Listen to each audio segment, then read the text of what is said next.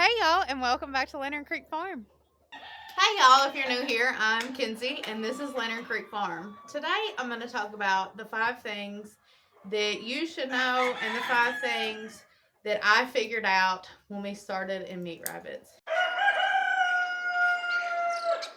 This is Manly and he is a mini Rex rabbit.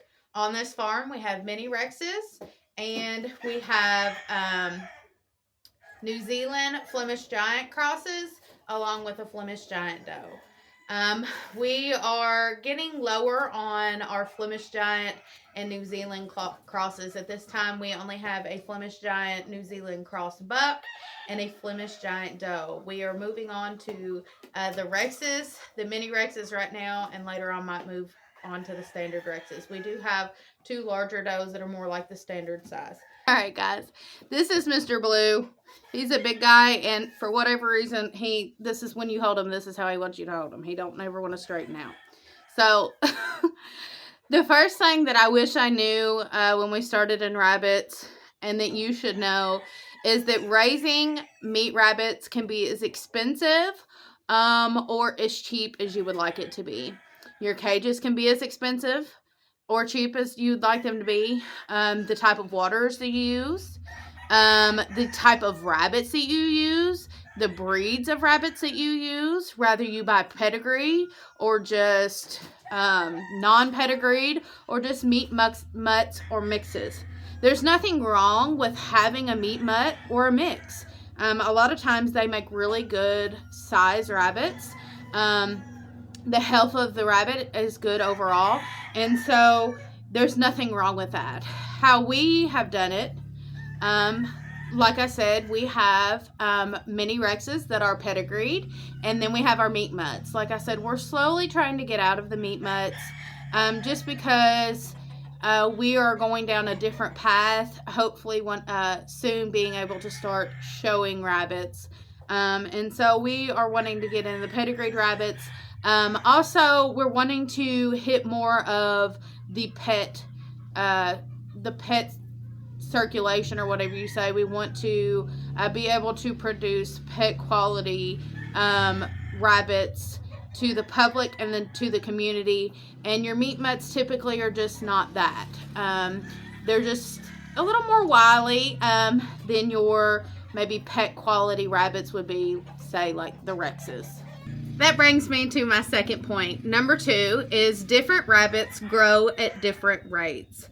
So your meat rabbits are going to have a different growth rate than, say, your mini Rexes. You just seen our meat rabbit, Blue, who is 9 months old. And this little girl here was born in September. She's not going to get much bigger than what she is now.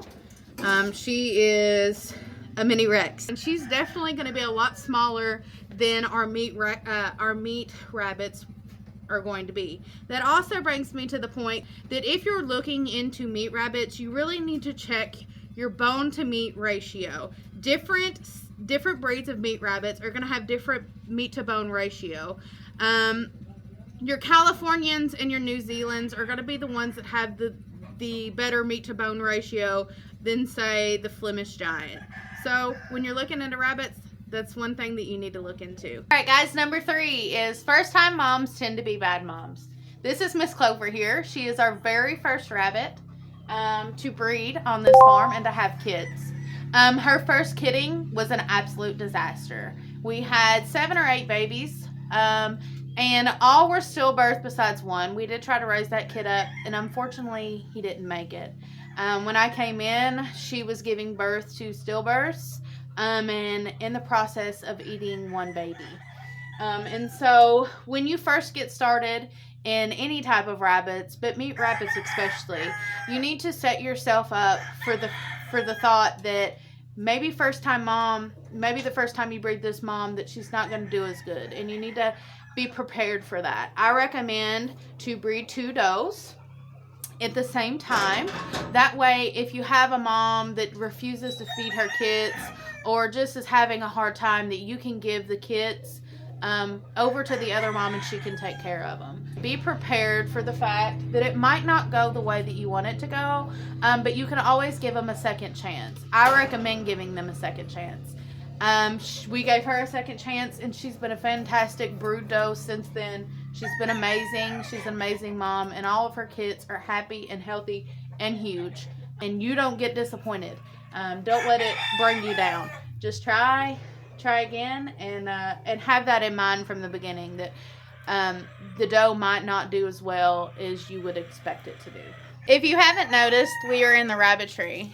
And my fourth point is there's so many different types of setups you can have for rabbits. They're very versatile.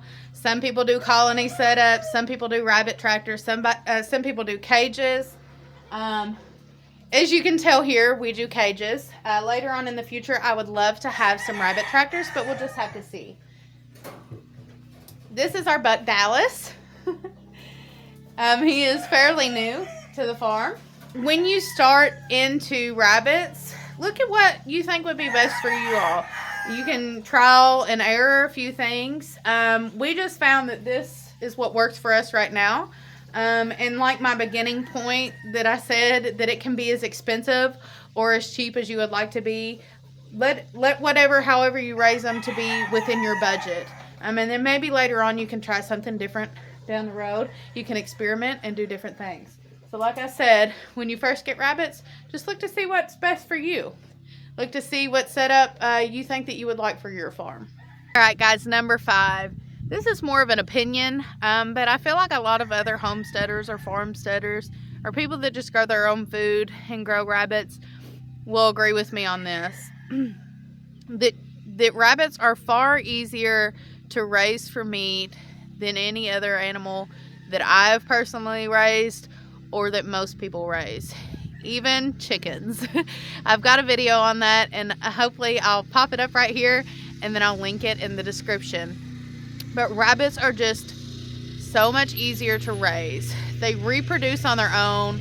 Something that Cornish cross that you would buy from like a hatchery wouldn't do. You can't really reproduce Cornish cross chickens. And so they're just easier to raise. To add to that, in my opinion, they're cheaper to raise. Somebody commented on my video the other day and said that he has been raising rabbits for I can't even remember how many years, and he said that it's like 20 cents a day. And so I'll try to show that. I'll try to show his comment up here, but he has added it up, and he has raised chickens or rabbits for so long that he has figured out that it takes 20 cents a day to raise a rabbit. 20 cents a day, and you only raise your meat rabbits for just a few weeks.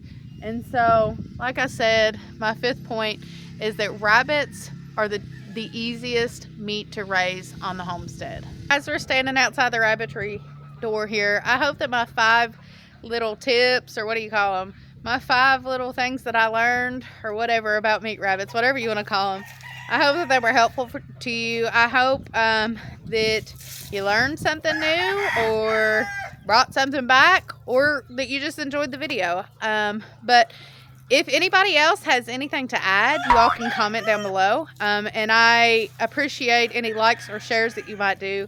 And I appreciate you watching.